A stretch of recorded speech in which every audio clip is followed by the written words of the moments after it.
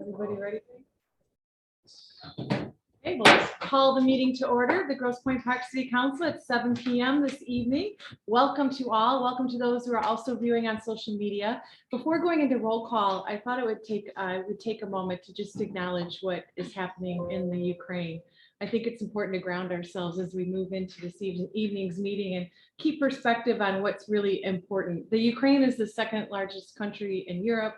It's home to more than 43 million beautiful people. And I think we all know, because we love our community, what constitutes a community, right? It's your culture, it's your traditions, it's your history, it's your symbols, it's your relationships, it's the humans you live with, it's the humans you live next door with. And to see that destroyed is very distressing and I think horrifying for all of us. So wanting all of the Ukrainian people to know we are with them, those who have roots to the Ukraine here in Grosse Pointe Park, please know you're in our thoughts and in our prayers, and we're wishing for peace to come soon. And if there's anything this community can do that supports that cause, we stand ready to do that. I think it's also important to note while we're on at this moment and in a somber moment is we've lost a couple of other people in our community in the recently, a couple of whom serve on the Grosse Pointe Park Foundation. So as we move into roll call and we're the people that are serving our community, unfortunately, they won't be at future roll calls, and they've been at the table serving our community for many years as well. So I would like to thank Mado Lee for her service, John Phildew for his service. Paul Lavins has lost his daughter, Paulette Lavins. He also has a large Ukrainian family living in the Ukraine. He's been keeping us updated on what's happening there. So if we could all keep those individuals in our prayers as well. And then many of you probably also know Mr. Krausman. Mr. Krausman, I believe, was 93 years old, 94. Really, Chief, you know how important his service, right? He served as a crossing guard for many, many years, for a generation, as well as many other things, and a much loved figure in our community. So our condolences also to he and his family, and thank you to him for his service. So with that, I will ask the clerk to please call the roll. Councilmember Brenner. Here. Gallagher. President Caulfield. Present. Peter. Present. Rowland. Present. McMillan. Present. And Mayor Hedges. Present. We'll now move into the Pledge of Allegiance to the flag. Senator Ollier, you're a veteran. You should, I would like for you all to know that Senator Ollier is with us today. He is a veteran as well. So it's our honor to do this pledge with you. Pledge allegiance to the flag of the United States of America and to the republic for which it stands, one nation, under God, indivisible, with liberty and justice for all. Thank you. We will now move to the approval of the consent agenda, which includes the approval of our February 7th meeting minutes, in addition to our committee and commissions reports, and finally, our finance report. Is a motion in order? So moved. Moved by Wiener, Seconded. seconded by Gallagher. Clerk, could you please call the roll? Councilmember Brenner. Yes. Gallagher. Yes. Caulfield. Yes. Peter. Yes. Rowland. Yes. McMillan. Yes. And Mayor Hedges. Yes. With that, we are going to make an adjustment to our agenda this evening in order to accommodate our senator. It is wonderful to have him here today. He does serve the Grosse Pointes. City Manager Seisland and I had an opportunity to meet with Senator Seisland. I never know. Is that a promotion or a demotion, Senator? It's certainly a pay decrease. But we had a great meeting last week, felt it was very productive, talking about the many issues that we're facing, that are facing the community, in particular our infrastructure issues. And you graciously made yourself available tonight to provide an update to our council peers, as well as members of the public that are here. So thank you for coming tonight, and the floor is yours. Yeah, so we had a brief discussion about what is on top of ticket for everyone, which is the fact that spring is coming, and with spring comes rain. And with rain comes what we now seem to be expecting are the 100 and 500 and 1,000-year storms, which we all know are now going to come in increased frequency. And so the misnomer with a 100-year storm is like, oh, it only happens once a year, but it's a measure of intensity, not of frequency. And so we had a conversation about the park's attempt to try and manage the incredible loss that Grosse Pointers and amongst a whole region of folks had last year because of sewer backup and the different balances that will be necessary as you consider your space. And I'm like, hey, what is Eagle thinking?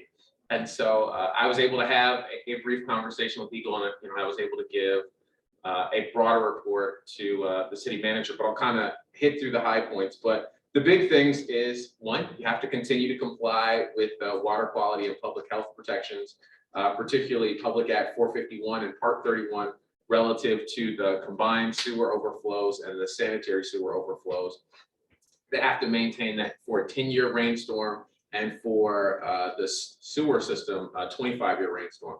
And if you aren't aware or weren't aware, Governor Whitmer last year created the Southeast Michigan Aging Infrastructure Work Group, which I guess was a good way to call our communities old. It's like our infrastructure is 100 years old and it's aging, but this big discussion about what we're going to do, because the problem you have is not just a Grosse Pointe problem, because unlike most communities, most of your sewer is actually separated, but you are at the bottom of a larger system of people whose systems are not separated, which means that you get to pay you get to carry the brunt of the impact of some of these storms. So even though some of this discussion is about what happens with the sanitary sewer here in the Point, recognize that a lot of the pressure is created from people who are upstream of you, and balancing the discussion of those who are downstream of you, particularly as we talk about the Detroit section of Jeff Chalmers community, that will really have to deal with that. And so they're working on a report and continued engagement on a holistic solution for the region, but we know that's not going to be a fast solution, because infrastructure takes forever to plan for and to permit, particularly as we talk about things that are going to be relative to that. So as we talk about the system relief points, the question is, will you be allowed to create the extreme emergency relief valve, the EERV? And so Eagle is on board conceptually at this point, and is looking at trying to figure out the engineering things necessary to make sure that it makes sense.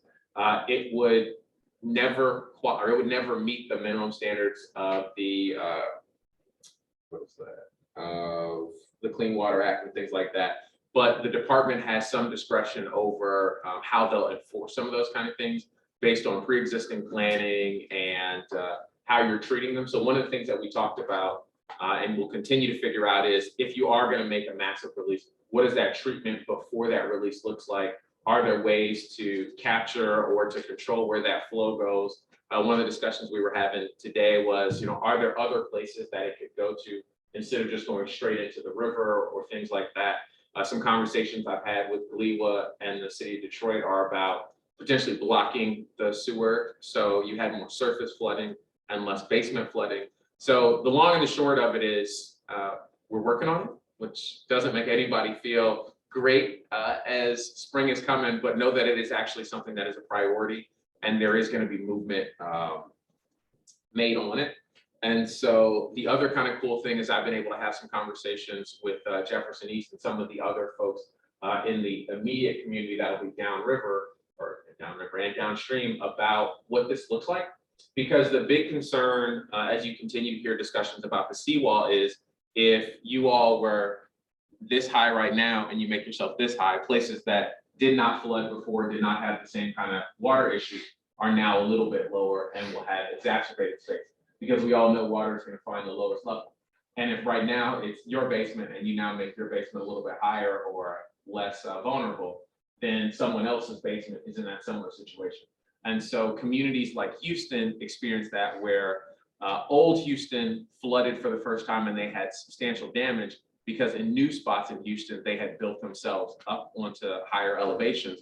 And so places that had never flooded before now started to flood. So one of the big things that we have to make sure is that by correcting an issue that you have, it does not exacerbate a problem, a little bit further down. And so really trying to think about some of the more natural ways to deal with that, whether it be adding more natural spaces along the river to mitigate some of these spaces, adding more retention ponds or things like that.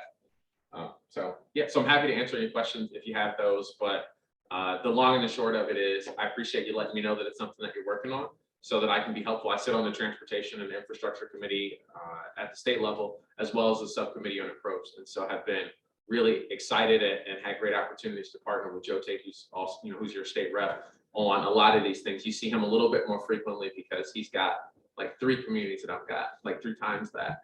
But you know, I think the expectation is to know that we're always working in tandem on those kind of things, and you should feel comfortable reaching out and knowing that if you need something, I'm happy to be helpful. Well, Senator, you're obviously action oriented. In the few days since we've met, I think City Manager Seisling told me he got more information out of Eagle from you than he has in quite some time, right? So you've made some progress and helped us with our advocacy. And I think it's important for you to know that we believe there needs to be a holistic solution as well. This just isn't about Grosse Pointe Park. And we need to be working in tandem with our neighbors to make sure there aren't those unintended implications and consequences that can happen as a result of well-intended decisions that have an unfortunately negative impact. So we're committed to working with those neighbors. I think you'll see that in action. We did pass the resolution even back in October to that fact. So in order to make that bold statement, Yep. that's what we're committed to. So thank you for being part of that team and helping us move this forward. I should also make sure you know that Patrick Droz from OHM Advisors, along with Nancy, they're our engineers. So now you both know who your go-to is at a legislative level. And then also Bill Snyder and Jamie Spreek, they are property owners on the waterfront too. So when I shared with you that we understand the implications of poorly treated water that might be discharged, it's because I have to go to bed at night knowing I didn't upset Jamie and Bill. So Good. I see they they sit are front that row, so healthy they'll be on top of it. tension. Right. So he's your go-to if we misbehave, Yeah, because he will listen to you. Although I'm no good at those, so I have literally no sense of smell. So when COVID popped up, I was like, well, I'm gonna be in a lot of trouble tracking my symptoms. But we have 2 little kids, and so I change all the diapers because it's like. Do my colleagues have any questions for the senator before we? Just a comment. Thank you for your time and your support. We really need it here in the community. You mentioned that we're at the bottom of a shared system. You talked about water rolling downhill, and you talked about pressure points. We seem to be at the very bottom of that, the very peak of that pressure point. Oh, you are. So yes, and while it's very important to make sure that we're looking at the communities around us, it's important for us to look at the community here and to protect the residents here. So whatever you can do to facilitate the permitting of our relief valve as a very high pressure point, that would be much appreciated. Yeah, and to that end, I think a lot of the discussion has got to be about where the appropriate space for that is, because I think you get a lot of, it's front and center for you to be able to release here, but it might not be the appropriate spot for a release because the pressure is not coming from you, right? Like you're at the bottom. So if we took it, for example, yes, you have your community and like over here, you 2 are having this very real issue, but the problem is actually over here. And so maybe the challenge of the solution should not happen right here, but maybe further upstream. And so those are the kind of things that we're trying to figure out right now of where's the right spot and where is the space where it's going to have the smallest impact on all the other things. There's no question that Eagle recognizes that it's not cool to discharge into the river, but it's also not safe for its discharge and retain in your basement. So I think we understand that neither of them is an acceptable option. We just have to continue to figure out what the best and quickest fashion is, particularly as we come up on what could likely be another very rainy season.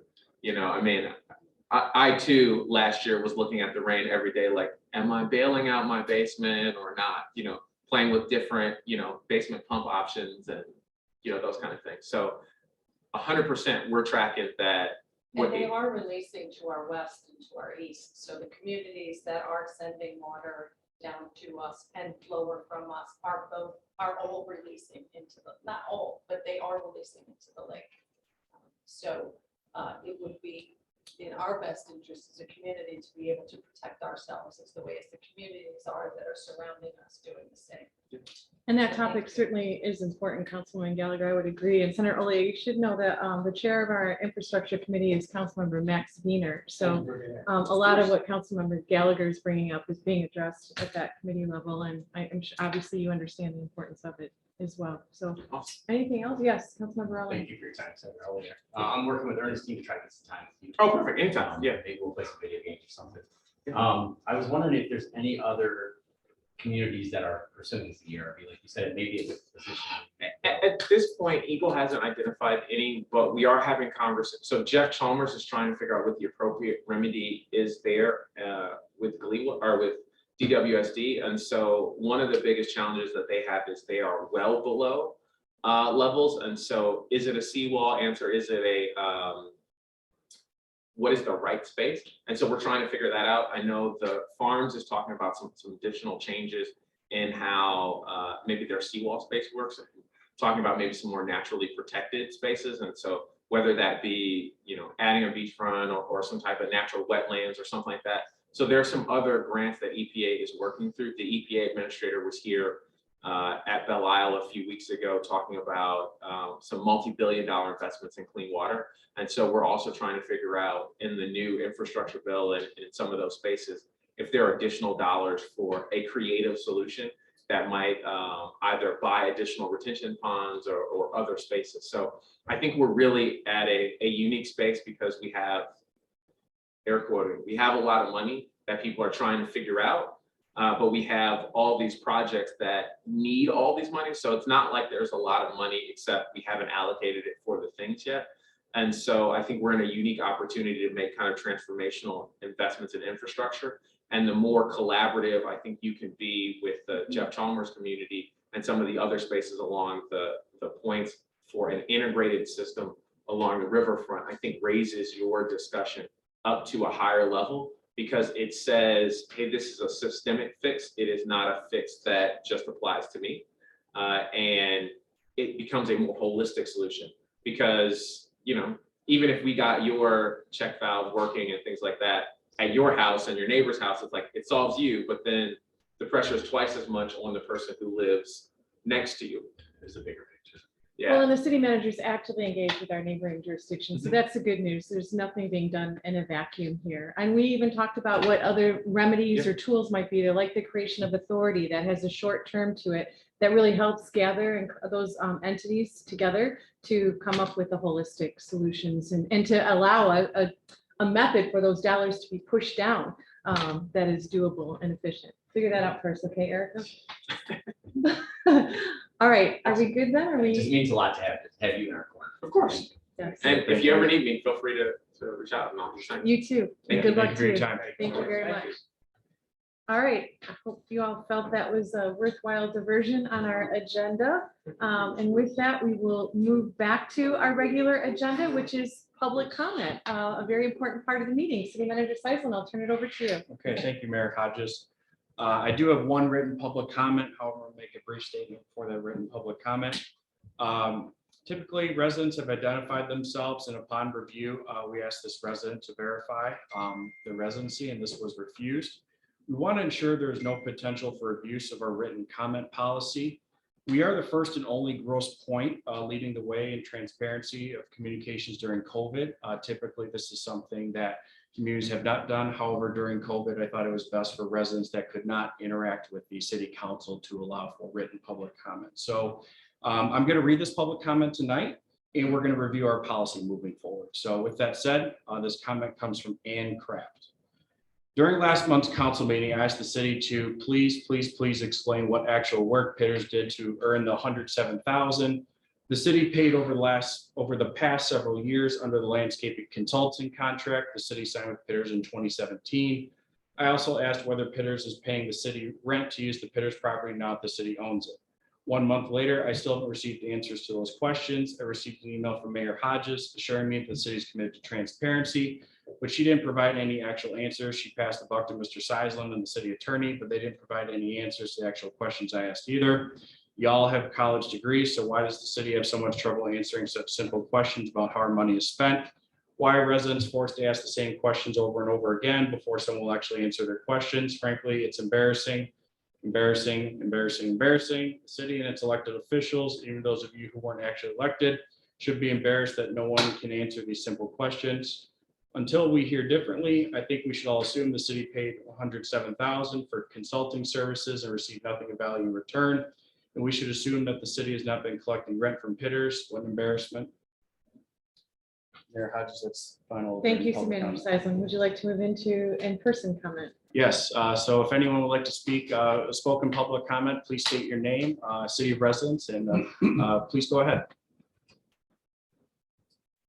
Evening, Madam Mayor, members, ladies and gentlemen of council and the administration. My name is Al Mazer. I live across the street, 30 Point Park Place.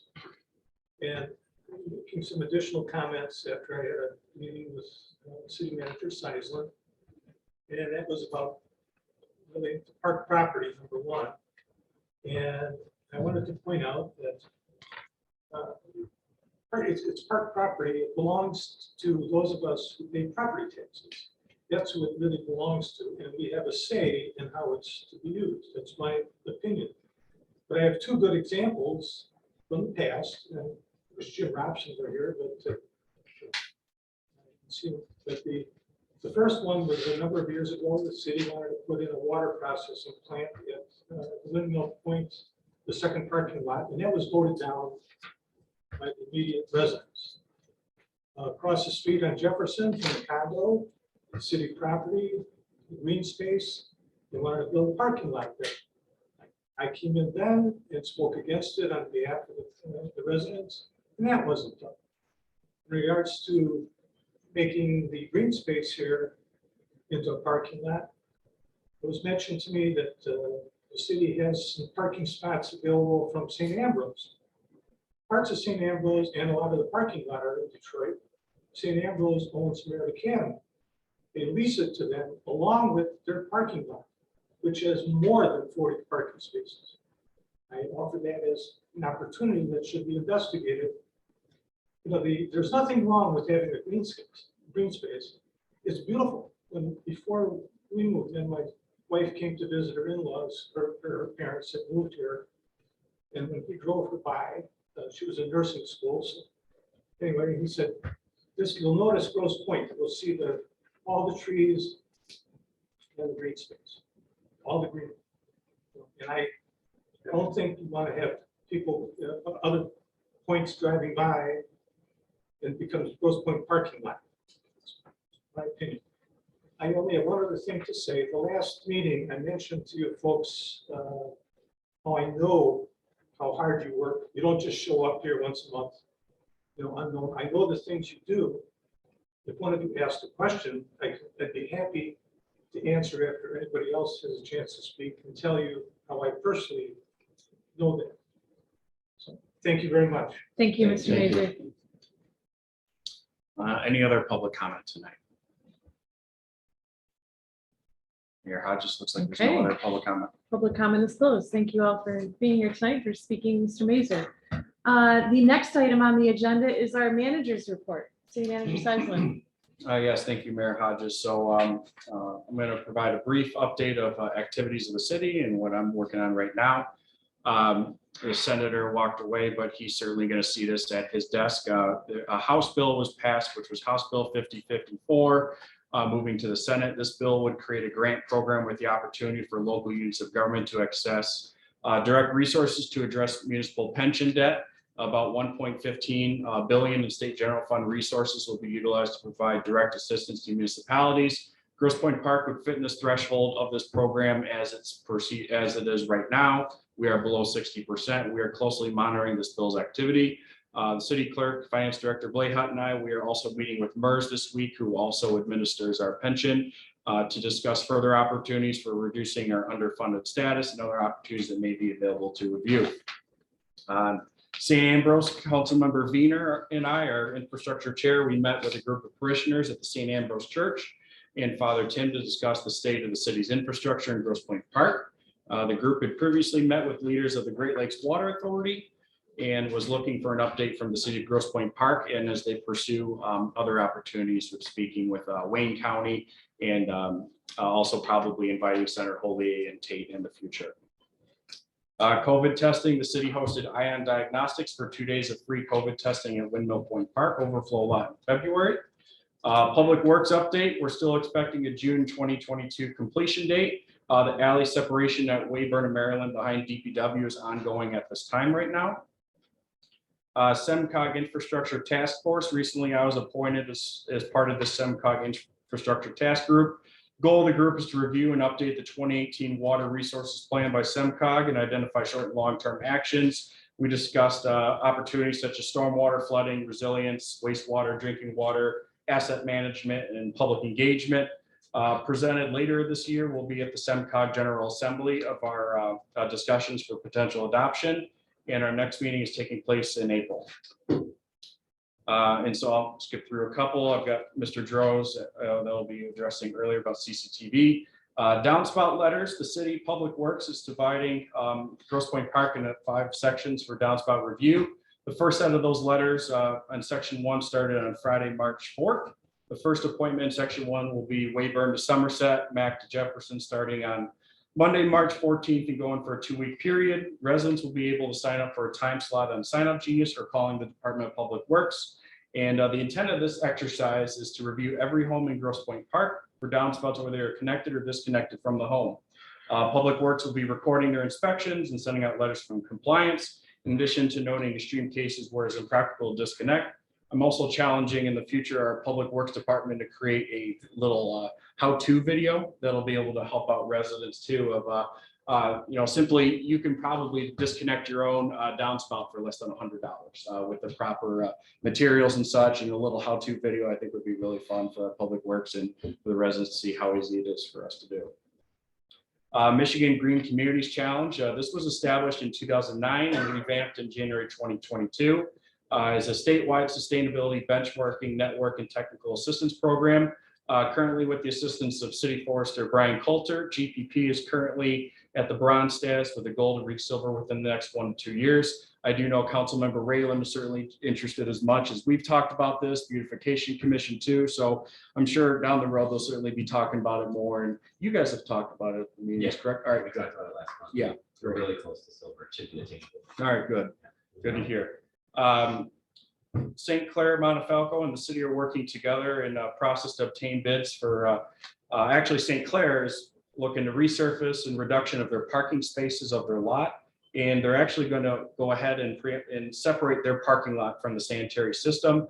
Our city building department engineers are working together to have a meeting with St. Clair. We've already had one and we'll have some more to discuss a partnership with the city that we have a water main actually in their parking lot right now that while they're ripping this up, why don't we address this water main that needs to be done at the same time? So it's kind of a win-win for everybody, including St. Clair. So I appreciate St. Clair's help with those discussions. Lead service lines, a draft letter for distribution was sent to various resident homes for lead service line replacement. A sign-up Genius has been set up to allow residents to schedule 10-minute site visits with the Public Works staff, where they're going to go and verify in the basement whether it's lead service or if it was a copper pipe, and just to verify and ensure. Bidding to obtain current pricing is ongoing right now. Great Lakes Water Authority East Side meetings, we're still continuing those meetings right now. I actually have a meeting with the engineer and DPW staff tomorrow with Great Lakes Water Authority to not only discuss the ERV regional opportunities, discuss capital improvements that Great Lakes Water Authority is going to be implementing into their system, and further discussing some of the action items that was heard at the public hearing regarding GLWA. Part of that discussion was Highland Park. The city of Highland Park has some bad debt that actually communities are having to incur those charges. And so we are actively working with the other Grosse Pointes to dispute those charges and working with our other communities, seeing if the state of Michigan could assist as well for that. Excuse me. The master plan, the planning commission at its last meeting discussed the subcommittee notes, public comments that came in from surveys, MCASK to provide further information requests. We're expecting at our next planning commission meeting, we'll include potential adoption of this master plan. And then after that, it would go to the city council for approval of that master plan. Second to last, assistant city manager and director. I do have a candidate that I've offered to, and I'm waiting upon background information that hopefully will this individual joining us at our council meeting at the April 11th meeting. So we'll look forward if everything checks the boxes, and we'll be good to go. As well, it's always fun to hear about good news in Grosse Pointe Park.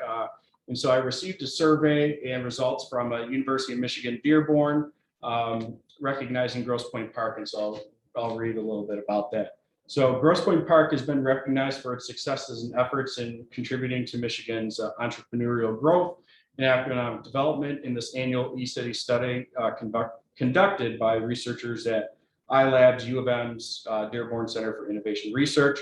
Grosse Pointe Park was honored as a 5-star community, along with 97 other communities across the state. They analyzed publicly available data from 277 communities within the state of Michigan. And so this is certainly something to be proud of, that as we're moving forward, that, we keep continuing the great progress we have here. So Mayor Hodges, I don't have anything else. I'd be happy to discuss any other further comments or questions from council. You're clearly lazy, city manager segment. Any questions for the city manager? Yes, Councilmember Rowan. It might be a little old business, but do we have an answer to the bidders' questions that we keep getting? When I was involved with that earlier, it was just before my heart hit the fan, and we come on to the next 2 weeks. So do we have an answer on what we asked from bidders for that money we gave them, as well as are we charging them rent? Keeping with manager's report, I certainly can answer that question, but maybe can we do that after new and old I can business? bring it up in the- Yeah, or old business. if you don't mind, no problem. Other questions? Only question I have on the downspouts. I know we're going out to residents. Does that include commercial buildings as well? That is correct. Okay. Anything else?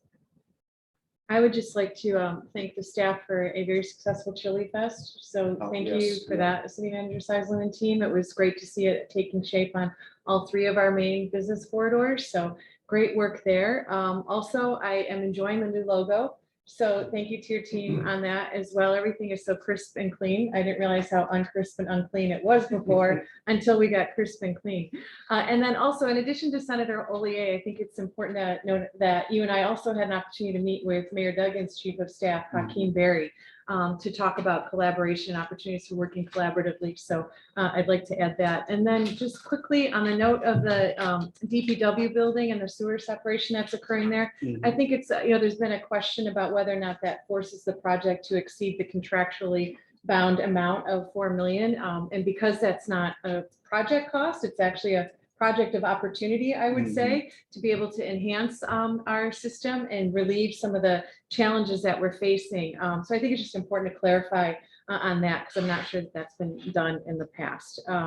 So we, unless you have anything to add to that, we'll move on. Just to say, I got to thank Chad Craig and the Park and Rec staff. They were amazing with what they did with the Chili Fest, and especially to expand onto Mack Avenue is something that I challenged Chad and staff to be able to do, and they certainly hit that with the ground running. So I expect moving forward, we'll see more opportunity for that. And as you did say, Mayor, that regarding the sewer separation, it was an opportunity that was outside of the project. However, as we're trying to dry out our system and look at other areas of how we improve our infrastructure, this was something that we felt was an easy, low hanging fruit that we could do. And I think there's a great partnership. The city's sharing some of those costs, the TIFA sharing some of those costs, and ultimately the residents and DPW of that area are going to succeed in this. So, we certainly hope to see more of those, down the road in the city this year and moving forward.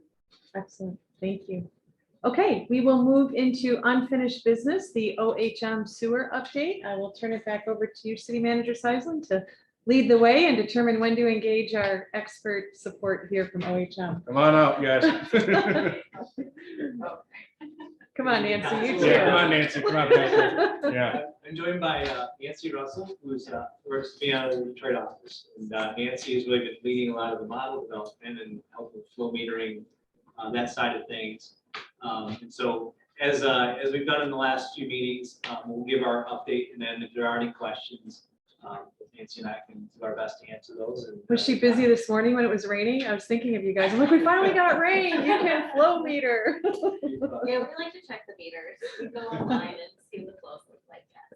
We had whatever that was a couple weeks ago. I think we were out here at like 6:30 in the morning checking manuals, just to make sure that the meters are accurate reporting. So that's definitely part of the process. But so what we want to talk about tonight is kind of 5 things. An update on the sewer televising work.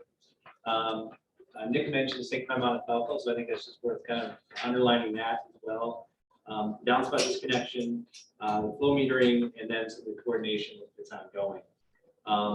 So on the sewer televising, we're about a third of the way complete at this point. There's a map within the report that shows where we're at. Really, we're kind of now in the northeast corner of the city. And so about at that 35% threshold at this point.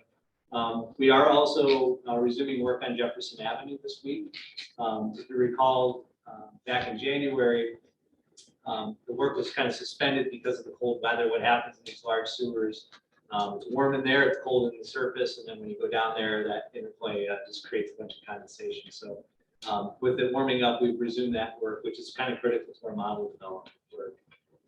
But that work continues, and Mike Tech is here every day with multiple crews continuing to work through the city. We did direct them to do some work on St. Clermont and Falco, their church campus, because as Nick mentioned, there are plans to repave that parking lot. And as part of it, they're going to remove connections to the sanitary system. So just in kind of broad numbers, if that is completed, we believe it will be this summer. It's going to take about 3.5 acres of impervious off the system, which, if you were to convert that to rooftops, that's about the equivalent of about 70 houses. So it's a big deal if they get that disconnected. So we're working with them to try to find ways that we can to help out. Nick mentioned the water main. We've also had Pipe Tech go and do inspections of all the sewers. So if there are any issues, they know about them now. We can continue to work with their designer to get them information they need to do that. The other item that we want to talk about was our coordination. Obviously, Senator mentioned work outreach Eagle. We are actually meeting tomorrow with both GLWA and Eagle. Obviously, DPW and city staff will be there as well. Just to provide some updates and talk about what that regional coordination on the GLWA end might actually look like. It was kind of discussed about where does it make sense. I think that's part of the discussion, but the discussion is also, just pure resiliency. The way that we are set up here in Grosse Pointe Park is that we're relying on the pumping stations. And if there is an issue, we have to have a backup. And so that's where the EDRB, not only from the standpoint of dealing with sewer issues, but if there is some sort of pumping failure or something like that, having these redundant systems important too, just for part of long-term resiliency within the system. Downspout disconnection. So letters did go out.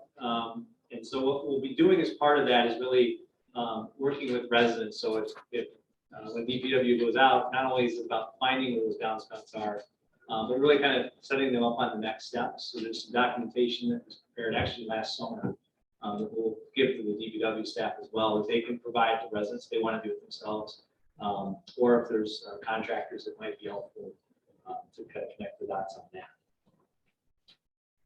Modeling, if you want to take that part. Yeah, so we've built a hydraulic model, so that's really the pipes, and those are all in the model. The system runs, so hydraulically we're good, but we really need the meters to be in for a period of time to understand the hydrology. So if it rains, what is the dynamics that we're seeing in the sewer? Is it drier in some areas? Is it wetter in other neighborhoods? So the pipes are in the ground, you can say, and we have that and it runs, but we really need to observe the flow metering and make sure we understand what is the dynamic between different neighborhoods. So we have a bunch of them. Yeah, okay. So there's 6 meters. So when we look at the hydrology, we'll identify those characteristics for each meter, and we have them grouped into a sewer shed. So it's like a neighborhood you can think of. They all have their own neighborhood. And we'll be able to characterize those neighborhoods and really understand the dynamics that are happening in Grosse Pointe Park. And on the dynamic side of it too, one of the things that we did find from the data, I think we talked about last meeting about how Jefferson Avenue kind of has kind of 2 main pipes that run end to end. And there's the upper pipe that was the original, what's called the extension of the Detroit River Interceptor, which is built 1913 timeframe. And then there was a second larger sewer that was built in the 1930s as part of a stormwater relief project, which sits much lower. And one of the things that we've noticed by some of the meters that Nancy had designed is basically we were finding that lower sewer was not getting the flow that we had anticipated. So that's one of the things when we talk about Pipe Tech getting into the large diameter sewer, we need to find out specifically where are these diversions. We think there's roughly between 5 and 7 large diameter diversions. So we need to find out where those are at, what the elevations are, because that's gonna really help us make sure this model that we develop matches the existing conditions. If there's things we need to do to alter that system, we can model those and really, basically put out construction bids to document whatever that change might be. Yes, we can model alternatives like we did for the brick grant, for the ERB. We did create a ERB model to try to understand the dynamic, but obviously the elevation is very important. Meters will do that for us. We did get 2 new meters from GLWA. They put one right outside the window here. And then there's a second one in Detroit, which goes to more of the operations side of things. One of the things we proposed within the DRIP grant is that the city also puts in basically live meters that allow operators to be able to operate the system. So right now, like for instance, we can go and find out what is the elevation of the DRI right now. And so that's one of the things that, if it makes sense to divert more to that, we could see that in real time. There's a thought about, potentially different depth sensors throughout the city, so we can kind of really get a better understanding. What this really does is it sets the tone, or sets the table for the operators to make decisions based on real live data when it comes to these larger events. So that's part of kind of the next steps as we get that data set up, having those tools within the system, so you can really have a smarter sewer system. So that, I think that covers our update. You can open the questions. Councilmember Wiener, the Chair of Infrastructure Committee, do you have anything to add? No, I mean, the data is good, and then the new mantra we've got is optimizing the systems that we have. And then the feedback that we're getting is good. The fundamental capital system that we've got, we can improve how it's flowing and working within. And we've got a closed door session coming up, so again, we have to kind of watch what we're allowed to say. But I'm very pleased with the information we get. It gives us a clear path on what we have to do to make it work better than it is currently. And I said, I'm pleased with this. So yeah, I appreciate the feedback. Well, that's been one of my favorite words that you've used in the last month or two is optimize, and that we're much better than we were even just back in June. So that's all good news. They're making great progress, not only in the short term, but in the long term. So thank you for your leadership. City Manager Seisland, do you have anything to add before I ask our colleagues if they have any questions? No, I just appreciate the work that OHM is doing. As Patrick said too, we have a meeting with Great Lakes Water Authority and Eagle back to back tomorrow, so that'll be helpful. And then Senator Holier's assistance will surely help us in our discussions tomorrow. So other than that, and I know OHM certainly working hard with our staff and that we'll keep on pressing. So thank you.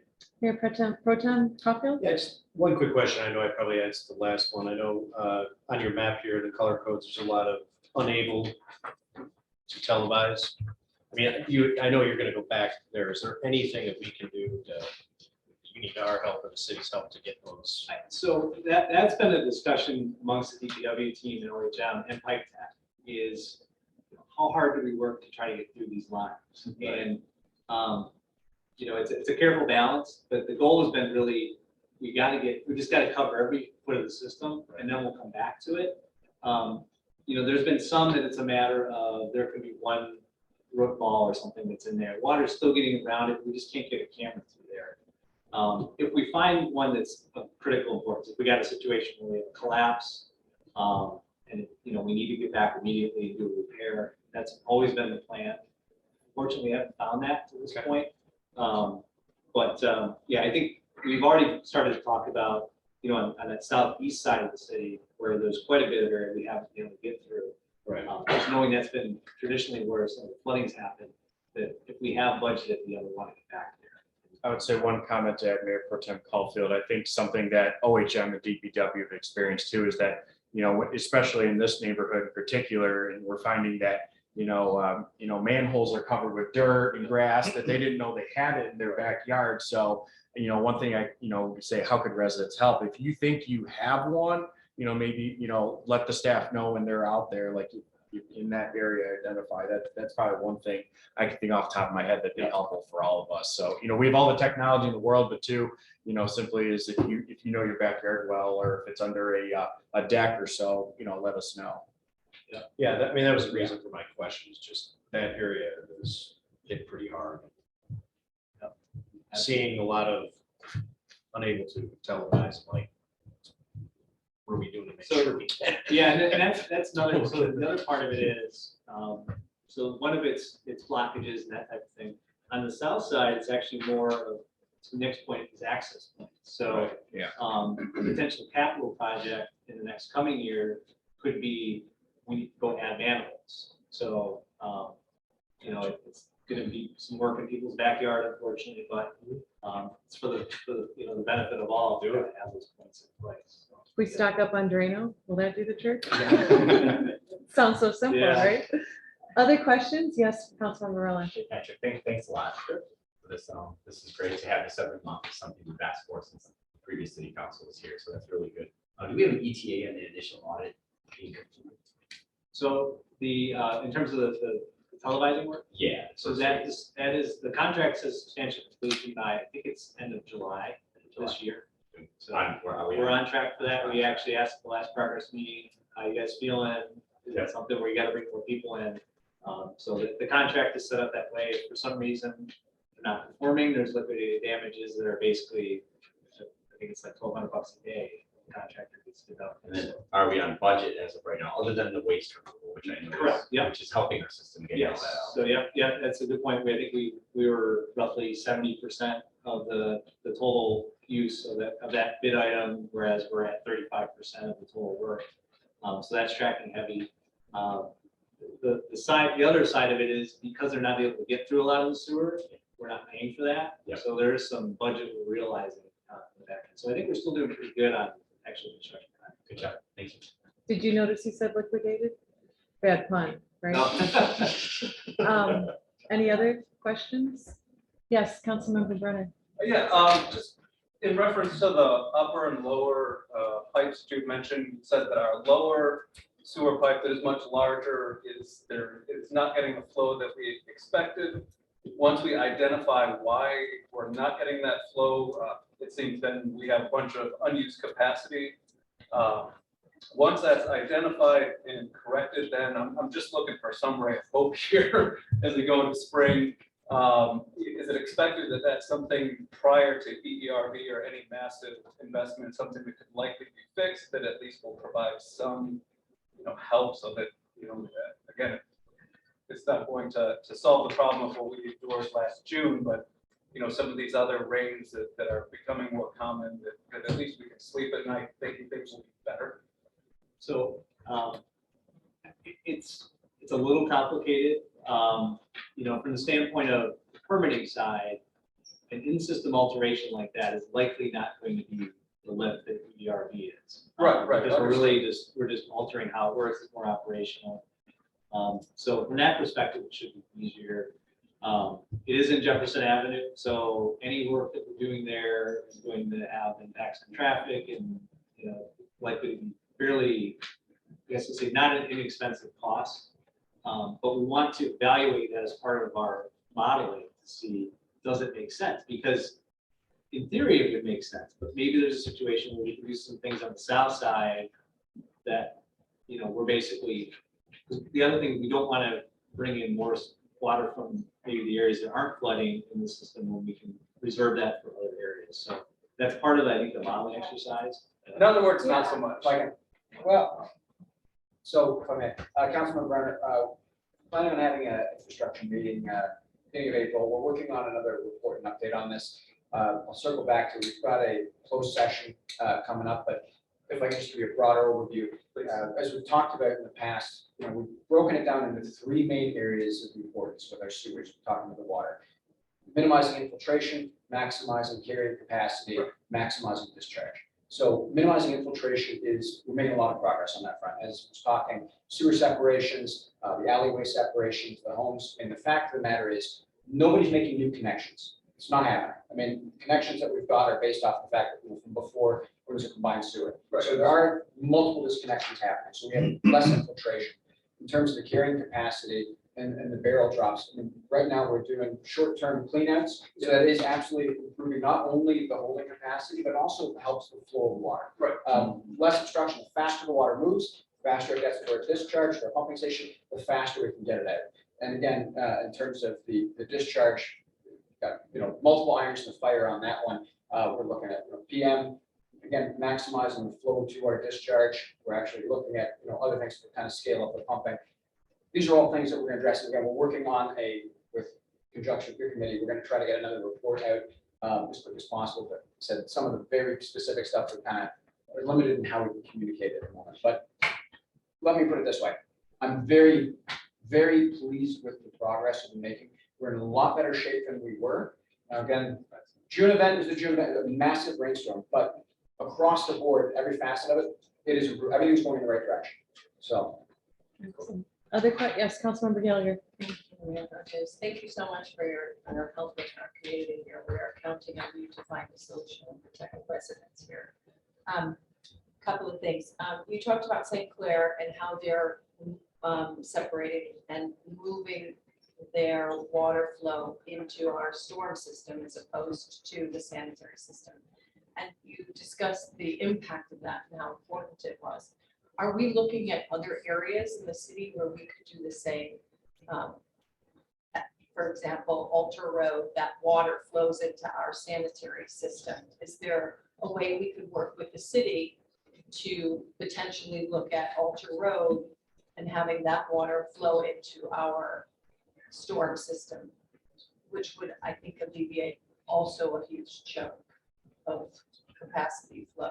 Yeah, and so that's, Alter Road is still connected to the combined sewer catch basins in that area. It's within the city of Detroit, but it does flow into our system here. So that could make sense. We could also work with them to do restricted covers on their catch basins to at least slow the water down.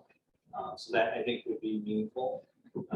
Next point about the DPW alley, that's another 7 acres that comes offline. So this stuff is all additive. So I think honestly, as part of the downspouts, it's also going to commercial properties as well. So anybody with a parking lot is still connected. We should be working with them to see what we can. Excellent, thank you. And then also, you talked about the model that you have in place. So that I'm clear. Yeah, Sorry. no, it's okay. The model that you have in place, you're talking about the model for the ERV, or are you looking at a model for our existing sewer infrastructure? So we always start with an existing baseline, understanding the system as it is today.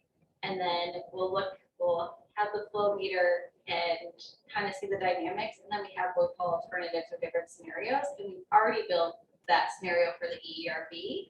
And if there's other ideas that come as we learn the system and understand the flow dynamics, then we might have other modifications to the baseline existing model. Does that make sense? It does. Okay. But your expectation for the flow analysis is not an expectation that we will not meet the ERV. Your expectation is that we will look at potentially the structure of it and how it's implemented based on the analysis that you're doing. I think we want to keep some of these more specific discussions about recommendations or strategy for the closed session. Okay. No problem. And then you talked also about the design that the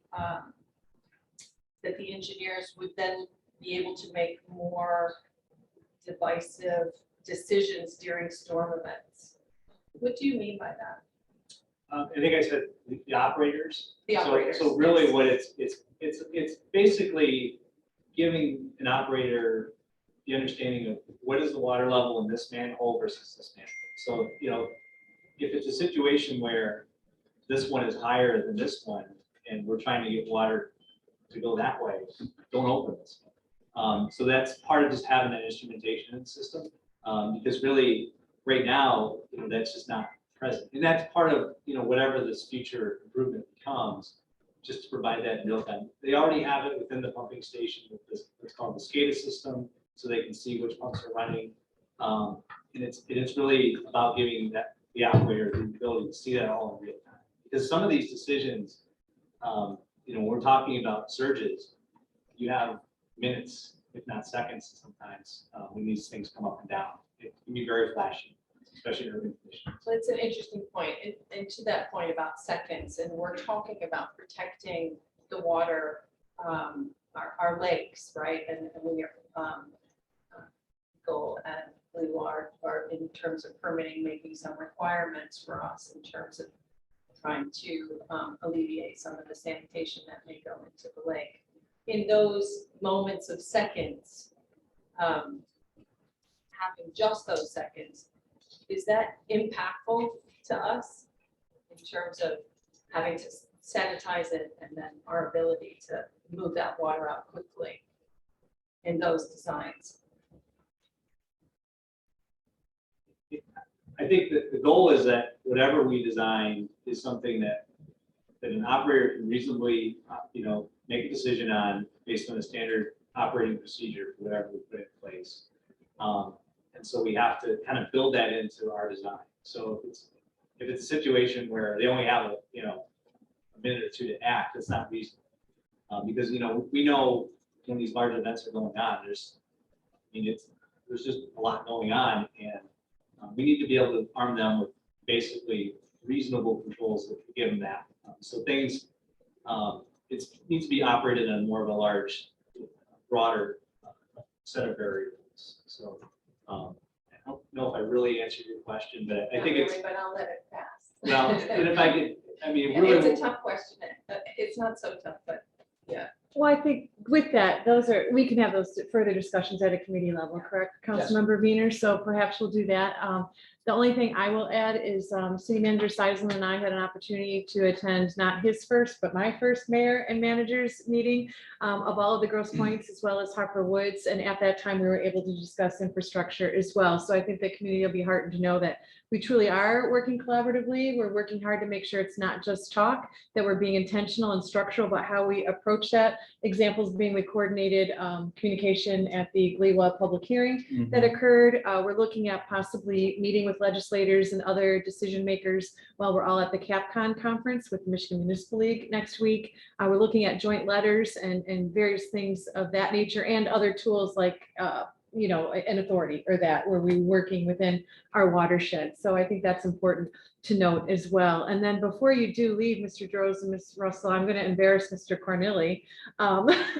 I have introduced you by email to Mark Corneli in the past regarding him being a really good addition to any community engagement effort we might do because he's very studied on this topic. So now the three of you know who your go-tos are. And thank you for being here tonight, Mark, and for being willing to give your time and treasure, I suppose, too. So great to see you. And with that, I hope the community sees we're absolutely committed to this. I'm glad we have the talent that we do at the table and we're making great steady progress. So thank you, Councilmember Wiener, for that. And we'll move on unless there's anything pressing.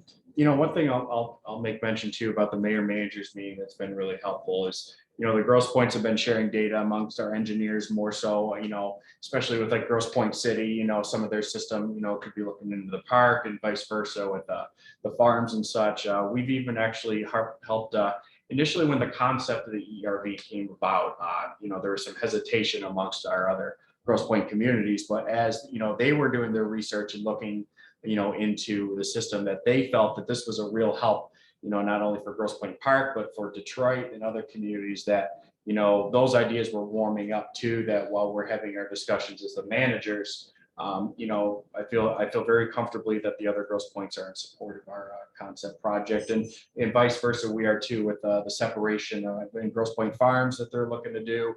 Grosse Pointe City is looking to do, some backflow preventers over there. And I know Grosse Pointe Woods is looking at other opportunities too. So, it's a real collaborative effort. And I think moving forward too, you'll see, more of that happen. Outstanding. All right. Thank you so much to you both. Thank you. Moving into council comment, I believe City Manager Seisman, this is where you wanted to entertain Councilmember Rellen's question. Yes. All right. So the question was related to the 107,000, correct? Yeah, the consultation fee that we paid. So just to give a broad perspective, and then Erica, you can certainly correct me too as well, but and I just want to paint a whole picture real quick, just so understanding. So in 2017 or late 16, there was city council at the time approved of the purchase of Philip Pitter's property, which is on Alter Road. There were two components to that. One was a land contract, which was about 225,000, and the other was 107,000 for this landscape consulting services. as part of those, the city council authorized the city manager at the time to go ahead and pursue this purchase of the Philip Pitter's property, which he did so. It was later then identified, I believe at a meeting last year, that there was the two components. It was something that we looked at further. We provided an update at, it was the September council meeting, could have been, that we provided, you know, a high level of what we were able to find at the time. And since I wasn't available at that time, it was a prior city council too and city attorney. So we were trying to find, you know, the who, what, when, where, why of that. And so now we're at the 107,000. You know, what has happened with that? Well, we now have the Philip Pitter's property over at Alter Road. Those, you know, that property is outright ours right now as of January. We have no more payments on the contract with the land contract, and no more with 107,000. Certainly, you know, looking at the consulting services, I don't believe that we, you know, were able to get everything that we needed out of that contract. Unfortunately, at this time, though, we are past that point with 107,000, and so 107,000. Sorry about that, but you know, at this point right now, you know, we own the property. We are, you know, working closely with our neighbors, city of Detroit, seeing what we can do with the property, you know, for further opportunities, because I do believe there is a good effort and good faith by the city as well as the city of Detroit that maybe this could be an opportunity for whether it's our public works department or whether it's for a private developer that wants to see this area thrive. You know, I'm pretty excited about that opportunity that we can work together, you know, to make this a solution, you know, with intent. So I hope that helps. Are they still using that property? So that question, I was surprised to hear that, but you know, we have had, there's still there's a building there, Yeah. You know, so there's a building and then there's the rest of the yard, which is, you know, we've had some material there, you know, we still use. The Pitters actually needed to still get stuff in and out of the property. So computers and old documents and, you know, chairs and stuff that they need to get out of there. So they actually are, I just talked with them and they should be out, you know, by the end of the week. Oh, so Getting they're on all the that, way- they're on the getting way, not using getting the it. stuff out. Yes. Signs are down. No. And the signs are down. Right. And the signs are down. I appreciate it. Thank you. No problem.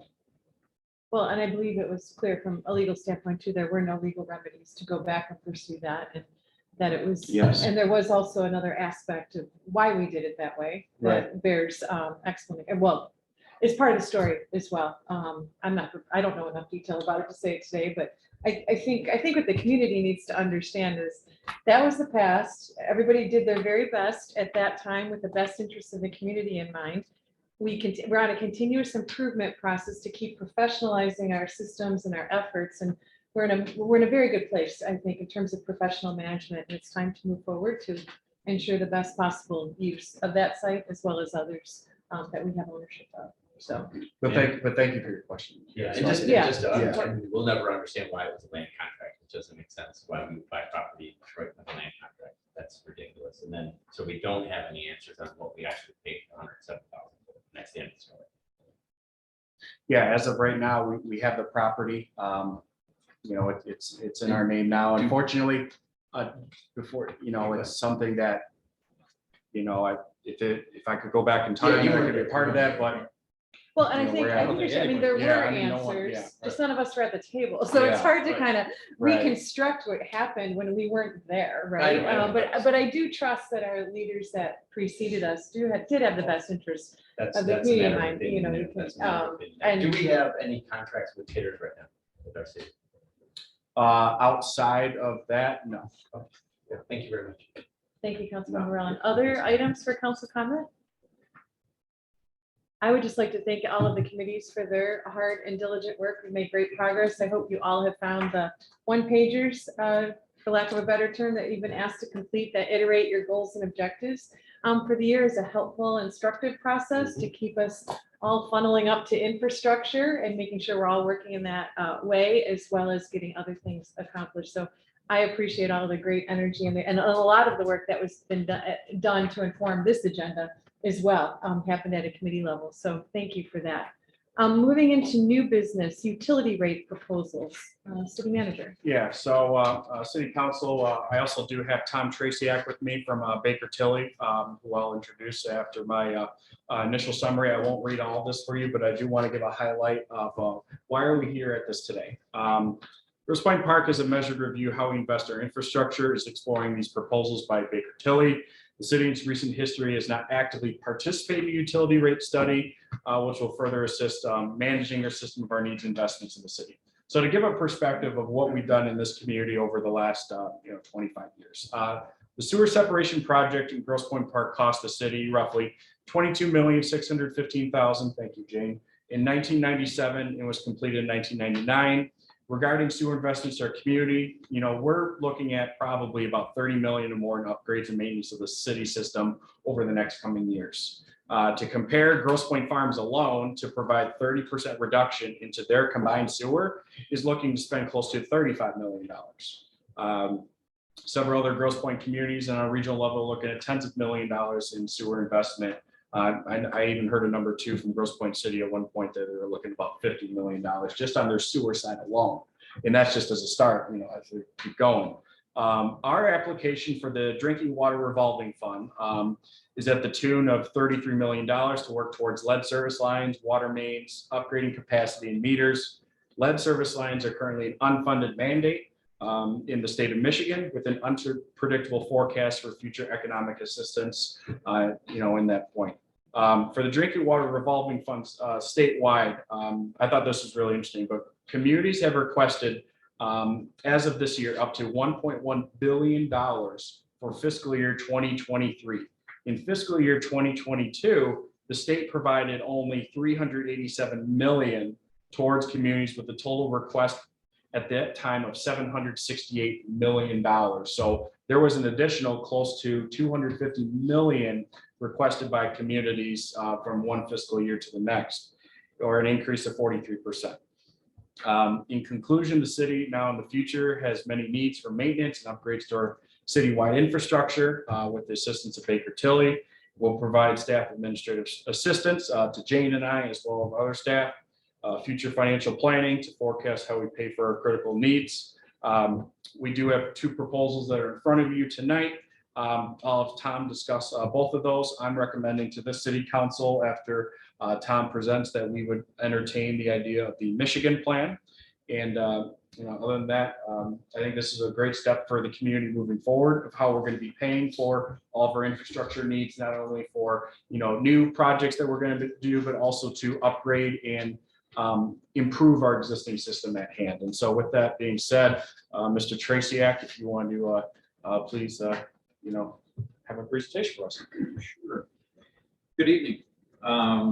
So a rate study can mean different things to different people. A rate study can be as simplistic as looking at your current operating expenses, debt payments, and doing the math on the number of customers or flows to come up with a user rate at one point in time. That can be a rate study. A rate study that's more comprehensive looks at a forecast period. Typically, we're looking at about 5-year forecast. Although with asset management planning, that forecast period can be 20 years. Now, what happens when we do a forecast period on a rate study is the rate study becomes an iterative process. It's a chance for us to educate you as policymakers on more than just rate management. Because when you look at a rate study and how you're going to set rates over time, you're really balancing more than just rate policy. You're looking at your cash balance policy, not fund balance as you see in an audit, but your actual cash on hand. You're also looking at your capital improvement spending. Are you going to use cash for a portion of that? Are you going to debt finance? Are you going to look at the Drinking Water Revolving Fund or the SRF program for sewer?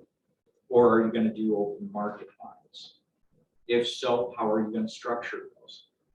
Those three things, rates, capital spending, and cash balance, work in conjunction with each other. You can't talk about one without talking about the other two. And when you're looking at rates, there's different approaches. You can do one-time increases and then do inflationary increases, or you can do significant increases over time to spread it out so it's less impact to the ratepayer. But all of this is a process where we talk to administration, your engineers, and then talk to the council. Because this is really our educating you and you making policy decisions on this. And of course, we give some guidance here. Debt issuance, Baker Tilly, my group, is somewhat uniquely qualified because we're also registered municipal advisors with the SEC. We do debt issuance. And so when we're talking about this kind of investment in infrastructure over time, there is a lot of debt management that goes into that. And that's where we get into the question of the two proposals. Do you do a rate study or do we do the MI plan? And really, with the kind of infrastructure investment you're talking about, really doesn't matter which one you choose, because 6-7 years from now, when you look back, you're going to go through the same amount of work either way. The reason I say that is a rate study is, we might do a 5-year forecast, we might do a 10-year forecast on a rate study. But when you start looking and getting into the actual spending and the debt issuance related to capital, you're going to have to reevaluate the forecast, reevaluate how you're going to manage the rates. Because I have literally done over 1,000 financings and rate studies in the past 34 years. I can't recall a single one where it actually went to plan. No insult there. It's just, it's easier to say that when the engineer isn't here, but that's what happens. It's a process where you continually are evaluating. Do we now do this piece this year, this piece next year? Are we doing debt issuance? Can you get DWRF funding? I've been part of the asset management committee for AWWA Michigan and the MWPA for about 10 years now. And this is one of the things we try and educate on. And that's been very difficult. We've gone many years without having a problem obtaining DWRF funding through the state. The minute they said, we'll fund all of your lead service line replacements, we knew that was going to be a problem. They're 5 times oversubscribed. And so now you got to implement some different ideas on, okay, do we do some investment over the next few years, then do a major investment when the funds become available. But this all takes modeling. And so when I say that there's not much difference ultimately between a rate study and the MI plan, it's because whether the MI plan is just more proactive. We will plan on coming back every few years and reviewing it. Whereas if you do a rate study in a couple of years or 3 years or 4 years, we'll get the call saying, we're now applying to DWRF. You now have to have a cash flow updated. So it is more proactive is the bottom line. Be happy to answer any questions on that.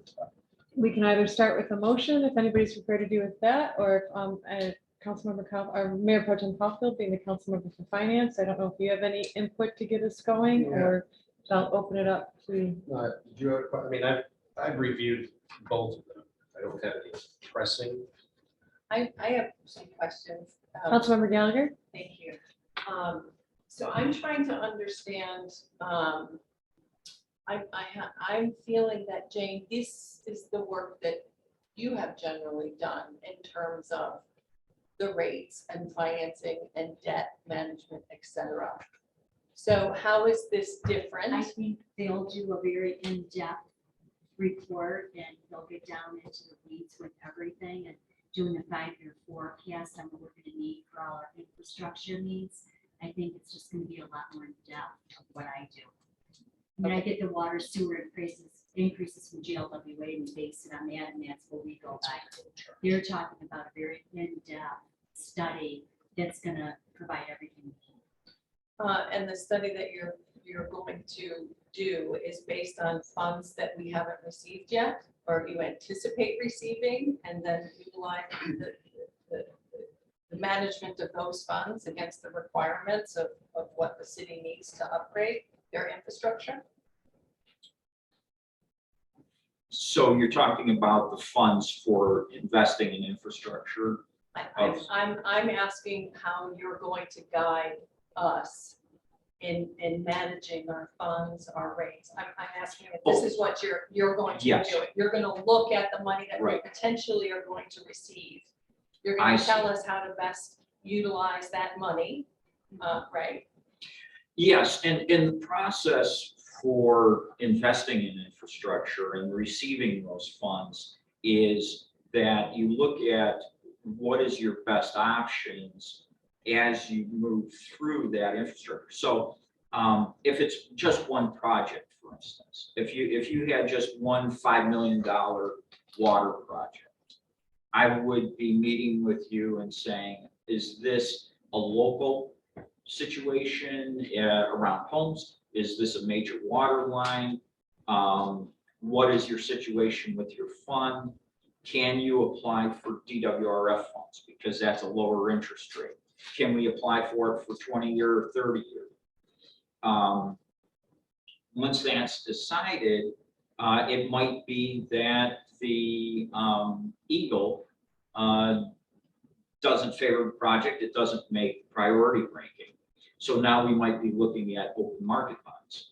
Now, what period of time do you want to issue that over? So it's a matter of identifying the project and then fitting the funding to that project.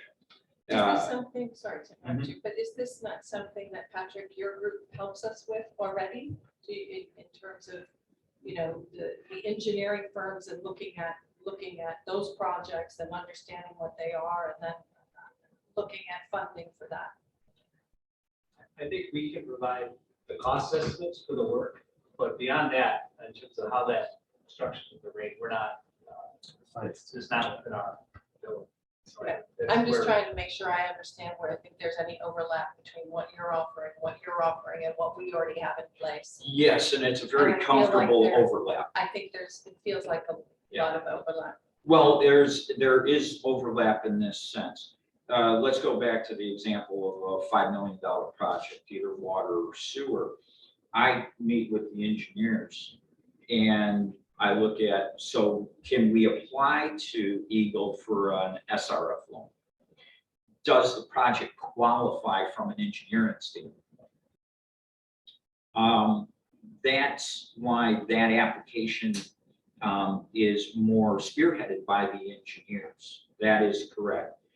Once you decide where the funding is going to come from, either from the state or with smaller communities I work with, it comes from the federal government or open market bonds, that's when we take over. The engineers are not legally capable of giving you advice on debt structure. It's SEC rules. So that's part of our job. But Jane, you can offer that advice, no? for the advice On on. debt structure, et cetera. Well, I would This always is speak with Beth and Zinsky, our bond Yeah. counsel. who we have in the past worked with and done and been successful with doing. But this is outside This of their is scope. outside, yeah. This is more of a forward management process instead of, hey, we need $5 million tuition. This would be long-term forecasting plan. Kind of like a financial advisor, what is best to do. Other than a reactionary point saying, oops, we have this project. Now we jump through the hoops with Jane and find out how we're gonna issue a bond or call it bond. It's more of a, I mean, that's a good way to look at it. Yeah. It's like, it's a long-term financial plan. I agree, that's a good description. It's not a reactionary. Okay, have we looked at any other firms for this or is this just?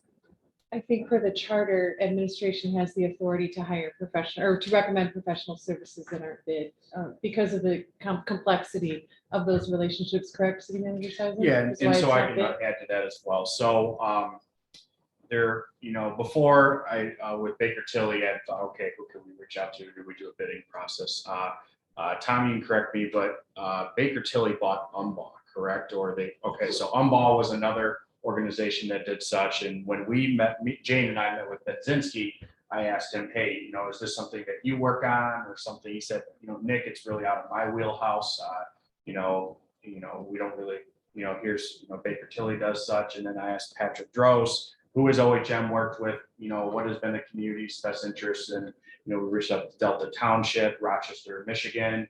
I talked to their city managers as well to see, how was your experience working with Baker Tilly? They highly recommended them. And so being that there's not too many within this area, I did not go out to bid for it, because we really only had, Baker Tilly at our disposal for this opportunity. And I thought, considering the amount of work they've done with other communities and the references I've reached out with the other city managers, that this was the best option for this council to consider. Well, and just so the community understands, we're looking at two proposals, the first of which is a rate study at about $29,500. The second is the My Plan, which is the more comprehensive study, which is about $58,000 spread over the course of 9 years. So, and I know one of my questions was going to be, can we truncate that piece? But now that I understand better the need to retire debt and manage debt, you need a longer term to be able to effectively do that, correct? So, Yes. which is part of the rationale for going that many years out. And being proactive in that management. So I hope that helps folk. I don't know that was made clear in the presentation. So at least you all that are here understand what we're considering at the moment. Did I see a hand, Councilmember I Brennan? just have one more question, and just to be clear, it's an either or, you're not asking for both of those, it's either one approach or the other. Right, approach. yeah. I did note in the My Plan proposal that there's the opportunity to negotiate. And I'm wondering if, given the fact that we've got this large, can we look at it a little more holistically at all revenue streams that could help us solve this issue? So marina fees, things of that nature could probably use some analysis and a look at to make sure we're at market rate, to make sure we're bringing in the, we're leveraging those revenue streams. Is that something we could add into this contract as well? So we have a good sense of whether or not those fees and rates are all where there should be and therefore contributing to the lift that we have in front of us? Yes, I would say that that would be something that we could talk about. Now, there's quite a bit of difference, like when you're talking about a marina, it's more almost retail based. And so we can't lend much expertise to that. Whereas with water and sewer, that's what we're very much engaged in. We follow standards on utility rate making. And so we add more value there. It's like, for example, roads, that was in my plan. That's something, well, we're not gonna recommend you put up a toll booth on Main Street. Although it's not a bad idea, maybe a car wash, but the idea there is we can add some value by helping figure out debt structure, your MTF funds a little bit, but not to the degree of water and sewer. We add a lot more value on that, on utilities like that. Okay, that makes sense. Thank you for that. And I think that creates bandwidth for our staff to be able to get to some of those other questions. Your question? Yeah, the only thing I was gonna add is, I think you hit on it. Things like marina, those are more retail, like level-headed, like we're looking forward at this in the next 5 years. These are where the rates are. We can do that. This is primarily infrastructure financing for long-term bonding projects. With a lot of moving parts. With a lot of, and it is, I mean, you have interest rate fluctuations, you have a lot of moving parts that need to be managed over time. So Well, we it's- just gave the Marina Committee a job, just so you know, Mr. I'm already on Marina it. Subcommittee He's Chair. already So on if it. you can start Trust me, evaluating those yeah. rates. Okay, I want to make sure, yes, If I- yes, please, go ahead, Councilmember Vino. I'm just trying to move us along. Yeah, that's fine. Right. So, first and foremost, I like the idea of this being specialized on water and utilities. This is what their expertise is. Some of you realize I'm generally very averse to outsourcing things that we have a skill set and specialized information on our skill set and operating on internally. That said, in this situation, I think this is a very wise choice. I mean, we're talking about just the scope and scale of this with $60,000 over 9 years. We're talking about managing the existing sewer and utility structure. We're talking about minimum $30+ million that we're looking at for infrastructure outlays. This is not only what we're dealing with internally, but we're talking about bond rates, financing, government regulation, government subsidies. This is an extremely complex situation. There is a tremendous value add in this. On this one, and Nick's recommendation is that my plan, I've done my due diligence on this as well. I would actually like to entertain a motion to adopt the my plan. This is a smart move. I think it's a tremendous value add for the community. I think we need to move forward on this, especially considering the timelines that we're looking at with what we're doing. We're going to solve the fluctuations that we're doing right now with rates and everything else. So if I can, I put a motion on the floor to adopt the my plan. The motion by Councilmember Viner to approve the My Plan at a cost of $58,000 spread over the course of 9 years. Is there a second? I would say. Second by Rellin. Any further discussion?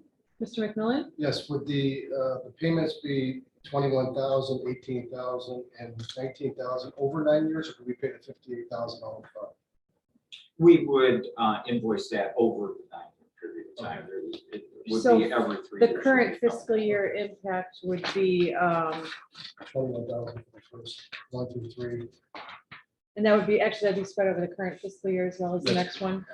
That's So we can make sure that that's budgeted in our upcoming workshop, but good point, Councilmember McMillan. Any other comments?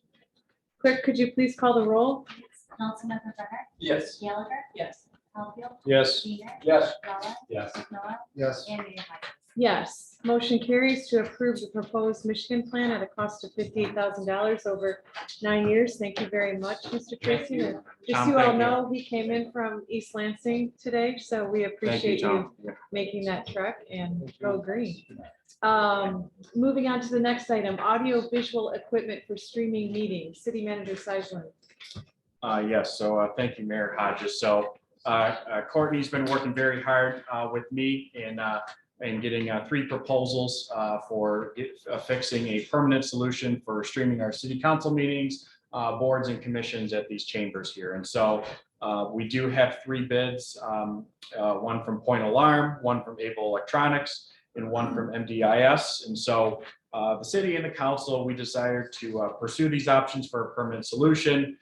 Pre-pandemic, Grosse Pointe Park meetings were entirely in person only and not televised. The only other televised of the Grosse Pointes, I believe, is Grosse Pointe Shores at this moment. Otherwise, no other Grosse Pointe entertains to that. This new system provided for by the contractor would affix a camera, hardware and software for the system, and wireless microphones to allow streaming and pick up sound. So we'd actually have some wireless microphones up here so that we can pick up all of our voices and be able to pick up from those in the public. And so right now, upon City Council's approval with installation, we're looking at completion within the next 1 to 2 months. I do have 3 bids for your review. However, I would recommend the low bid from Point Alarm. We did a tour with all 3 of these companies. They reviewed our council chambers. We certainly talked about the challenges of this building because right above us, we actually have concrete flooring. And so there's quite a bit of challenge. It's not like your typical drop ceiling you can pull a conduit through. So there's definitely a challenge. They understand what they're getting into. And we've had great relationships with Point Alarm. They've done a lot of great work with Grosse Pointe Park and the other communities. And so I would entertain if there is a motion, or, at least from city council to a little bit from point alarm and then discussion. So our city manager's made a recommendation. We can either get a motion on the table and then discuss, or get I'm sorry, Mr. Rowland, great. Moved by Councilmember Rowland, Second. supported by Gallagher, to accept the low bid from Point Alarm for camera hardware, software, and wireless microphones at a cost of $10,365. Is there any additional discussion? Councilmember Weiner, sorry, you had up first, Councilmember Rowland. Quick question, I'm sitting in the chamber right now. Does this have applicability to court proceedings? So the court actually has that camera right there. This would be separate from the court proceedings. Okay, so this is. Yeah. And this is entirely off the court. This is primarily just for city council, boards, and commissions. Okay, thank you. Councilmember Rowland? I want to say thank you for pushing this through, Ms. Mayor and Nick. Can you give us a description of where they're going to mount the camera? It's right above Courtney. Ceiling mounted. Yeah, ceiling mounted coming down. And from my understanding too, is that so when you're speaking or me, the camera's going to move to me and then zoom in. Yeah. Awesome. So it'll be pretty high tech. Is there any other funding that we need for this from our end? No, because we do, within our capital improvements budget, we do have a area for computers. And so we're actually looking, we have to replace this computer already right here. So we're already going to go ahead and do so with, that's in the budget right now. Perfect. In that we're going to purchase a new computer, Point Alarm's going to install that software on there. So moving forward, Courtney will probably be sitting up there for, actually working the system of Managing production. Yep. Thanks a lot. Any other questions? Just a Yes. quick- Mayor This Pro is Tem. simply a streaming option, correct? This is Not simply, interactive. this is a streaming option. And so this would stream to like YouTube TV. I mean, I have YouTube TV, YouTube live and yeah, you guys did it. All right, call the question. Clerk, could you please call the roll? Councilmember Brenner? Yes. Gallagher? Yes. Caulfield? Yes. Wiener? Yes. Rowland? Yes. McMillan? Yes. And Mayor Hodges. Yes, motion carries. We now have a streaming system. I hope that includes a hair and makeup budget as well. Yes, the touch-up filter. Next item on the agenda is the living fence ordinance. City Manager Seisland and Mayor Pro Tem Caulfield, since you're the chair of the Ordinance Review Committee, I'll leave it up to the two of you to take us through this item. Yeah, so I'll start first and then Mayor Pro Tem can follow my lead. City administration was challenged by the Ordinance Review Committee to provide some important ordinances that truly need to be addressed within our community. One of those that I felt in talking with staff was the living fence ordinance. It's been a challenge not only for code enforcement, but as well as our public safety department for enforcing, especially in those areas where residents are walking on the sidewalk and they're biking, and you've got some areas where they're actually protruding out into their the sidewalk that we need to address this. So we discussed it at the ordinance review level. It's something that the ordinance review committee felt that we should bring this to city council. So working with the city attorney's office, we were able to provide the following ordinance for the review. And then I'll review Mr. Caulfield. Yeah, the one I would like, Erica, I know you have worked a lot on this and you've been in the prosecution side of this too. So I would definitely like your input on this, if there's any questions on this committee. Yeah, But go I ahead. think the preface that I would add is that we developed this, we spoke with Code Enforcement Officer Brennan, and as you noted, I was the prosecuting attorney several years back and dealt with this issue, these issues specifically as it related to street crossings and corners. And so difficulty seeing cyclists, children, stop signs, cars coming the other way. And those were previously handled under the catch-all nuisance provision of the code. We attempted to develop something that would be more specific and would also be uniform, considering the existing fence ordinance, which applies to non-living fences. So the goal there is to treat those two types of fences in a consistent, fair manner, and to empower code enforcement to make sure that areas where there is a safety concern can be addressed by code enforcement with a specific standard in mind and without appearing to, pick and choose some fences over others. Thank you for that, City Attorney Erica Shaw. Other Good luck. discussion, or is anybody prepared to make a motion? Motion to approve? Moved by Councilmember Wiener to adopt proposed revisions to Grosse Pointe Park Code Section 27-100 fences as discussed. Is there a second? Second. Seconded by Brenner. Any other discussion? I have a question. I'm sorry, yes, Councilmember Owen. Thanks, Mr. Mayor. So let's say I live on Jefferson and Balfour, and I have 10-foot high arborvitae along the sidewalk on Jefferson. Does this pertain to that, which goes all the way to the front lawn? Yeah, so the way that this is written, it's not intended to allow, like you're saying, allow the sidewalk or allow along the road to be 10 feet. Okay, so we have a lot of those in our city, and I understand, I really appreciate that we're doing this at intersections that'll improve the safety on there. I did see inside of the ordinance that it was previous to 1960 would be grandfathered in. That's in there, right? I'm pretty sure that's in there. So I'm wondering, are we prepared to enforce this? What makes it, is the city gonna go and just check every house to see which ones are out of ordinance and then start talking to them, or is this on a reported basis? So I think as far as enforcement, and I'm seeing where you're talking about non-conforming fences, that specifically is referring to non-living fences. I think the concern with living fences is that they do grow, as is their nature, all the time. And so really the goal, and I think the chief maybe, or Brennan's not here, so I don't want to speak for him, but really the goal would be that this is a clear standard that allows code enforcement, either because they notice something in their regular enforcement sweeps or because they're getting calls about concerns from especially, parents of children walking or people driving. And so the goal is not, from city attorney's office perspective, for code enforcement to go to every single house with a tape measure. Good, right? Right, That's right. it's just to enable them, We all appreciate if there's that, a for sure. problem, to say, hi, sir. Yeah. You have a problem here. As you can see, here's the standard. And that's also why it's written, if you look at the living fence section, it talks both about visibility and about 4 feet. There may be some situations where those standards are different, right? It may be 3 feet, but it encroaches into the sight line in a certain way, and that needs to be adjusted. So the goal is that there's enough flexibility there that code enforcement can use their discretion. Okay, and the second part of that is bushes also grow out.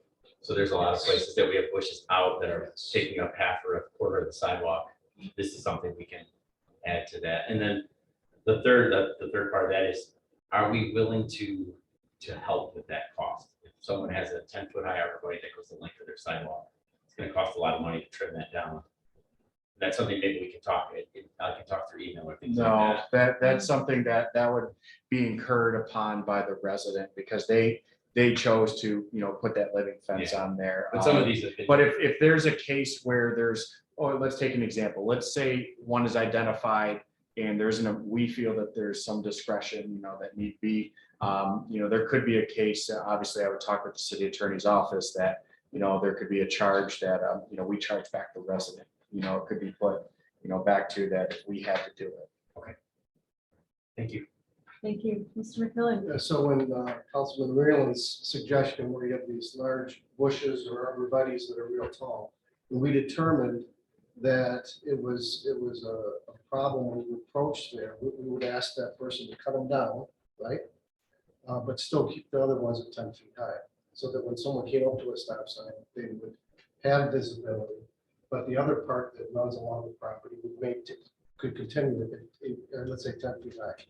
So the way that this is written, if it's along the front line of the property, it cannot be 10 feet tall. That's the It's front 4 line. feet or visibility. So visibility might be shorter than 4 feet. I have a hard time imagining a situation except maybe right at a school, right? Where we're thinking there are people who are less than 4 feet tall who may be ripping around the corner quickly. But the way that this is written along the front line, and so it comes from a relevant example, we're talking about along the sidewalk there, 10 feet is simply too tall.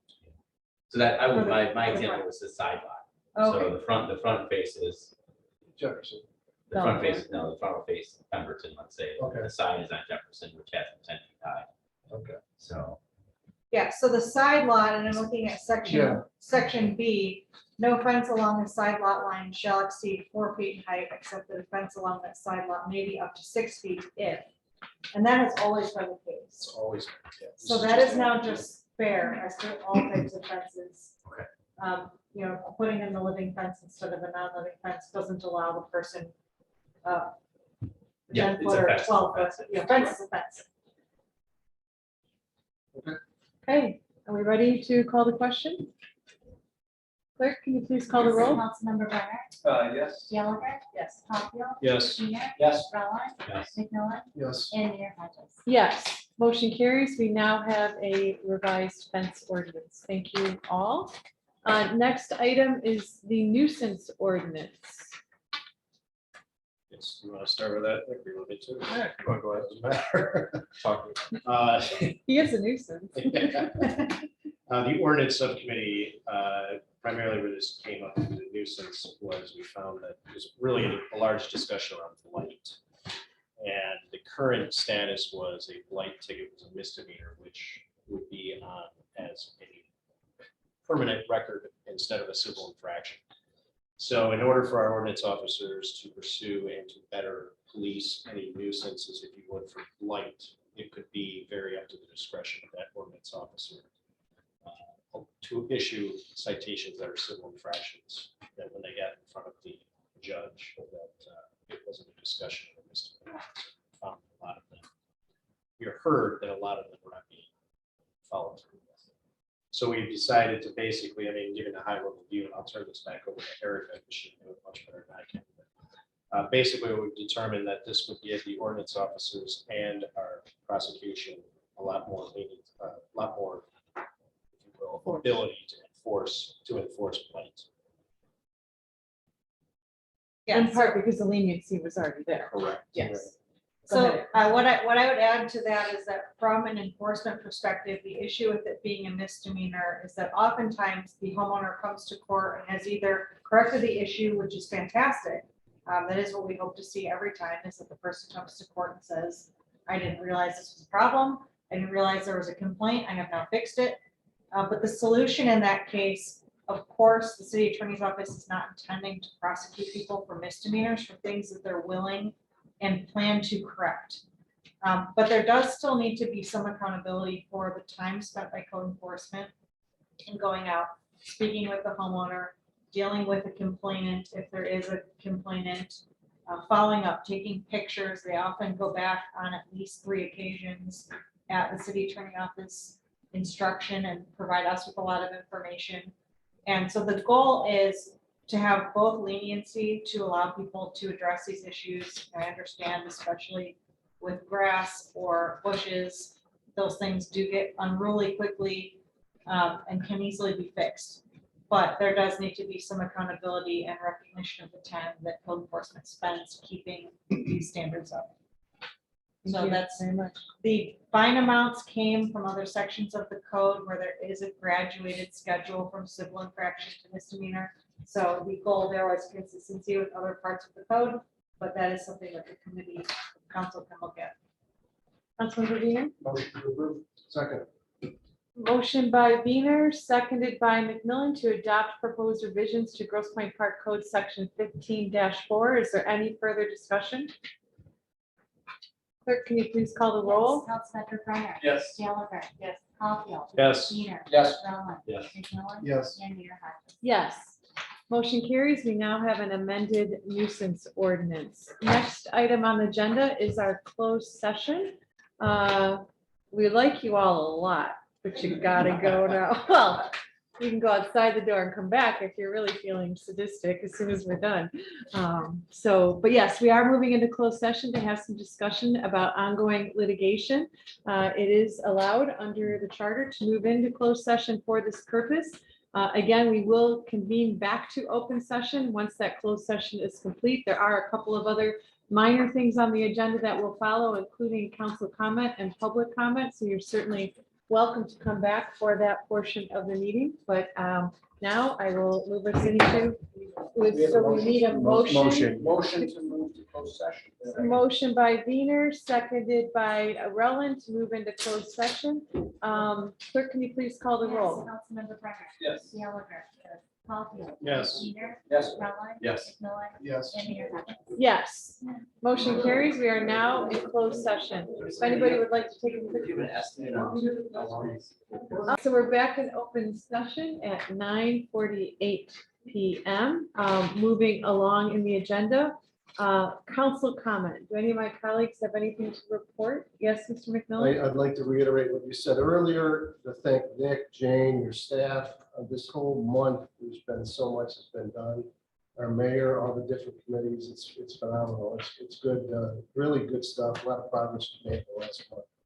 Awesome. Very, very impressed. Thank you. It's great. Other And comments? so I'll say back to, all the council here and the staff, we appreciate your support as well. I forgot to have, but, Oh, the chief's. yeah, Chief does have a couple messages that he needed to report on. So I'm sorry, Chief. I know it's supposed to be after manager's report, but My fault too. I should have caught that. yeah, Please. I know. I don't know.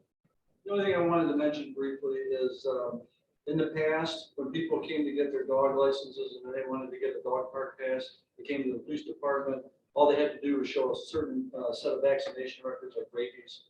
And then they had to go down to Parks and Recreation, Winter Point, to get their dog park pass. When they got there, usually they would show the license, and then city staff would say, well, I'm sorry, but that's not enough. You have to have all of these different vaccinations, Bordetella and a whole bunch of other things. So we were actually asking our citizens and our residents to sometimes make 3 or more trips back and forth between the police department, Parks and Rec, their veterinarian, or their home, or whatever, to get all these records together. So I would implore people to look at the website for the records that you need for both the vaccination or the dog park pass and for the dog license. But we now, as an effort to increase our services and the way we help our residents, you can do it all in one spot, and that's at the police department. So you can bring everything together at that one location. There's a checklist. I'll go through everything with you, and they'll issue both. I just want to let the people of the community know that. Great. Excellent. Thank you. Other comments? Yes. Nick, we did talk last year about the issue of minimum wage in the city, and I know we were trying to raise that. I don't know where we are this year, with COVID coming down, but I know it's hard to hire people, and our offerings and services are getting hit by that, such as the Latin Center, we're closing at 7 rather than movies are limited and things. But I'm wondering if there's any talk about raising our city minimum wage. We already have, especially in a couple, if we're going just on Parks and Rec alone, we've already had to raise rates from that time last year. And then obviously with inflation and, dynamic going on right now, especially we're having to compete against all the other gross points. And, you drive down Mac Avenue or Jefferson, you see what's going on, how much it is to get a job at McDonald's or whatnot. So we're competing against all them. We're even now having the discussion as the park directors are to say, hey, what are you guys charging or, paying lifeguards right now? Because we're all going to be competing for the same pool of lifeguards. And, we want to try and be fair amongst ourselves. Obviously, we all need lifeguards, but if somebody's going to, do this amount and we're here, we're not going to get the lifeguards, but there might have to be some, potentially with, some tough sacrifices made because of those high wages that, if we have to look at, reduction of hours, maybe, cutting here or there, we may have to consider that. But certainly it's on the back of my mind right now is for those employees of increasing their wages, which I feel very comfortable that we have done since last year, and we keep going up from there. So, okay. And it looks like Jane has Minimum wage is $9.87 right now, and we're going to pay the lifeguard starting wages $11 an hour. Okay. Because that's what all the other gross points are doing. Okay. So, and then if they come back for their second year, they would get $11.20, and then $11.40, so they get a 20-cent increase every year. Yeah, so it's quite a bit from minimum wage. Okay. Okay. Yeah, I'm just because I know, like Nick said, Nick and I have been talking about this for years now. Yeah. So it's to be competitive, and not just to be competitive, but be fair, to give a living wage. Lifeguards are a little different. Those are most kids, but like the employees and things like that, Right. we can help them out by giving them more of a living wage. Well, like Nick said, we'll probably have to reduce the pool hours to Yeah. accommodate the increase in In the pay. yeah. We'll figure it all out. Okay, maybe we can talk about that. Other comments? There is a vacancy on the Beautification Commission. Thank you to Brad Etheridge for his service and congrats to his wife too on her major Super Bowl win. But we certainly appreciate that service and do need to replace him. So that'll probably happen at the April meeting. So anybody who's interested, please make sure you submit your application. And I think that's it for council comment. Nobody else has anything? All right, public comment. Do we have any written? I have no written public comment. Any in person? Managed to get rid of them all. Motion, second, Roland, you moved? second. Okay, Wiener at, what is that, 9:53? Something like that. Clerk, please call the roll. Councilmember Brennan. Yes. Gallagher. Yes. Caulfield. Yes. Wiener. Yes. Strickler. Yes. McMillan. Yes. And Mayor Hodges. Yes. Yes, sir. Ooh, Somebody's idea.